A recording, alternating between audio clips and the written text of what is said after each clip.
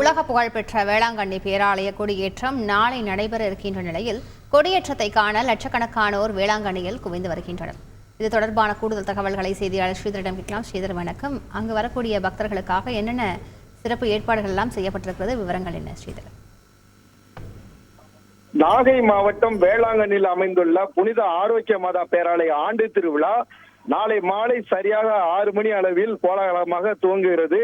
இதற்காக லட்சக்கணக்கான பக்தர்கள் இந்த வேளாங்கண்ணிக்கு வந்து குவிந்திருக்கிறார்கள். குறிப்பா இந்த ஆரோக்கிய மாதா பிறந்த நாளை 10 நாட்கள் திருவிழாவாகத்தான் இந்த பகுதியில் வந்து பக்தர்களும் இந்த பேராலயம் சார்பில் கொண்டாடப்படுகிறது. இதற்காக அதாவது குறிப்பா வெளிநாடுகளில் இருந்தும் இந்தியாவில் பல அண்டை மாநிலங்களில் இருந்தும் அதே போல தமிழகத்தில் இருந்தும் 10 லட்சத்துக்கும் மேற்பட்ட பக்தர்கள் தற்போது பாத யாத்திரையாக இந்த நாகை மாவட்டத்தில் உள்ள வேளாங்கண்ணி பேராலயம் முழுவதும் வந்து குவிந்திருக்கிறார்கள். இவர்களுக்கு தேவையான அடிப்படை வசதிகளை பேராலயம் சார்பிலும் அதே போல தமிழக அரசு சார்பிலும் மாவட்ட நிர்வாக சார்பிலும் அனைத்து ஏற்பாடும் செய்யப்பட்டிருக்கின்றன. குறிப்பாக அதாவது தொலை தூரத்தில் இருந்து யாத்திரிகளாக வேளாங்கண்ணிக்கு வரும் பக்தர்களுக்கு தேவையான அந்த விடுதிகள், தங்கும் விடுதிகள், கூடாரங்கள் எல்லாம் இங்கு அமைக்கப்பட்டிருக்கின்றன.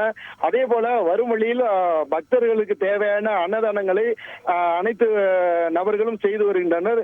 இந்த பகுதிக்கு அதாவது வேளாங்கண்ணி நகரில் வந்து குவிந்திருக்கிற பக்தர்களுக்காக இந்த பகுதியில் அவர்களுக்கு தேவையான உணவுகள் மற்றும் இந்த கழிப்பிட வசதிகள் எல்லாம் செய்யப்பட்டிருக்கின்றன. குறிப்பாக மாவட்ட நிர்வாகம் சார்பில் பக்தர்களுக்கு தேவையான மருத்துவ வசதிகளும் இங்கு செய்யப்பட்டிருக்கின்றன. பக்தர்கள் பாதுகாப்பாக இந்த 10 நாட்கள் திருவிழாவை இங்கு வந்து கொண்டாடி மாதாவை தரிசித்து செல்வதற்காக 2500க்கும் மேற்பட்ட போலீசார் பாதுகாப்பு பணியில் வேளாங்கண்ணி மற்றும் நாகப்பட்டினம் நகர் முழுவதும் அவர்கள் வந்து அந்த பணியில் ஈடுபட்டிருக்கிறார்கள்.